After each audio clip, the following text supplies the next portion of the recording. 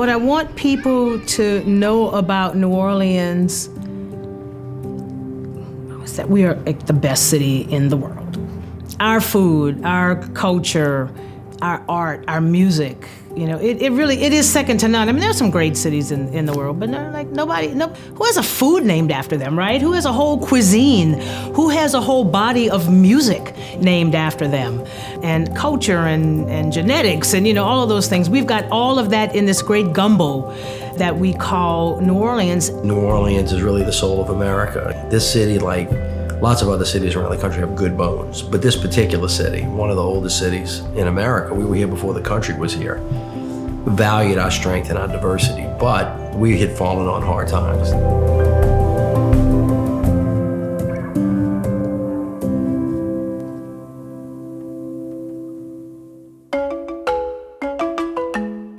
The W.K. Kellogg Foundation selected New Orleans as one of its priority places, and in 2008 made a generational commitment, which meant that it was going to concentrate grant making in New Orleans for at least 20 years.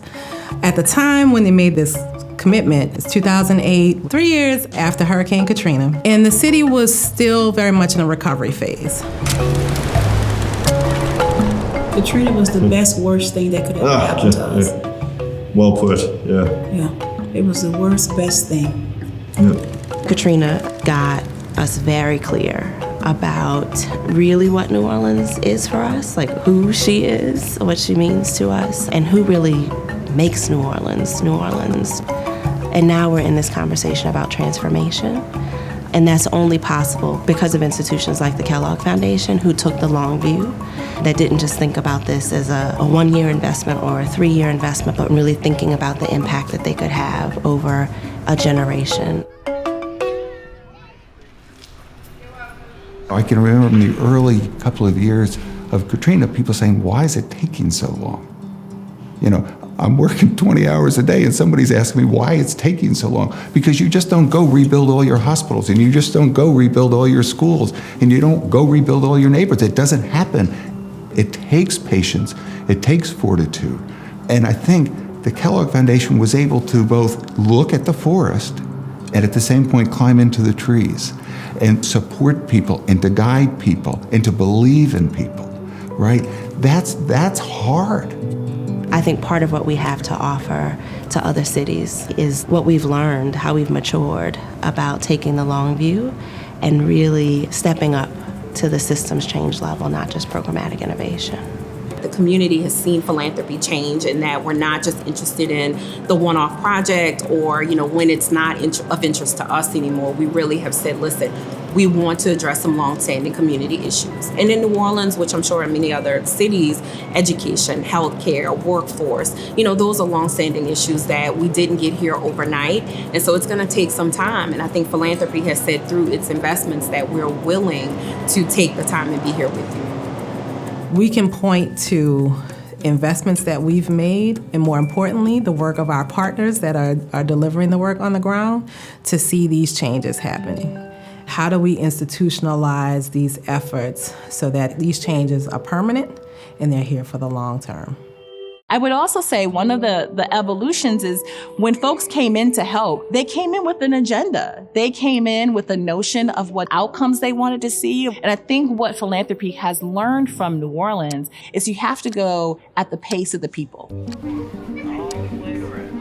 Many times as organizations, we spend a lot of time making decisions about people's lives, and folk are not participating. And people are wondering why folk are not participating, but folk are saying, nobody ever took the time to ask me. We learned that it doesn't matter what the foundation wants to do.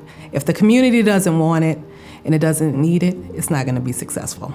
We can't do this work without the community and having them inform not just what the work should be, but how it should be done.